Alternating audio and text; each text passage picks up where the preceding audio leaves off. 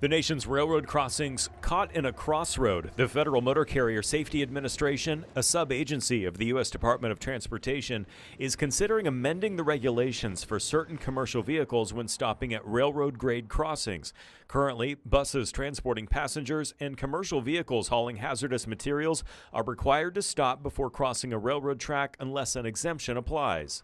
The FMCSA is considering making it so those vehicles would not have to stop if the crossing's warning devices, such as bells, lights, and gates, aren't in an activated state. There's always a baseline standard, but we can always go beyond that. Patrick O'Brien oversees safety, compliance, and driver training for Mishawaka-based Royal Excursion. The company operates more than 100 vehicles consisting of charter buses, interurban trolleys, and paratransit vans. He says current law states if a bus doesn't have any passengers on board, they're not required to stop.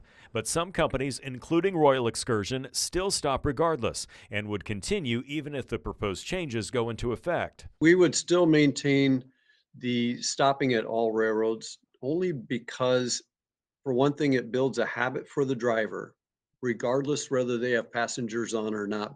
The FMCSA telling 22 Investigates the proposal seeks to better align federal rules with current state laws, improve traffic flow, and reduce unnecessary stopping at crossings deemed safe by engineering standards. In 2018, the FMCSA initiated a study on the impact of the regulations that are currently on the books. The findings of that study were that, in the FMCSA's view, there would be a net decrease in accidents caused at rail crossings.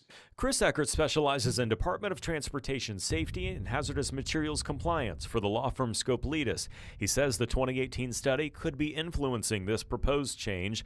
In the public comment period that closed on July 29th, several school districts, transportation companies, and organizations with ties to the railroad industry weighed in, citing safety concerns and arguments for and against the changes. The Brotherhood of Locomotive Engineers and Trainmen, representing more than 31,000 of them, calling the proposal misguided and unsafe, strongly urging the FMCSA to withdraw this rulemaking. The National Tank Truck Carriers taking a different view, writing this reform would prioritize highway safety with the added benefits of delay reduction and congestion mitigation, adding that a collision between a tank truck and a train is substantially lower than the likelihood of a rear-end collision.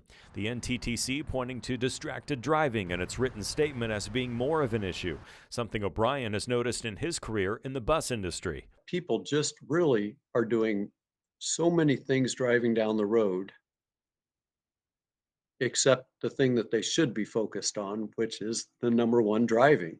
Eckert says it remains to be seen what would happen if the proposed changes take effect and state laws aren't updated to reflect the new federal standard. The FMCSA, the federal government, could theoretically issue proceedings to preempt those state laws, or it could withhold federal funding, or at least threaten to withhold federal funding.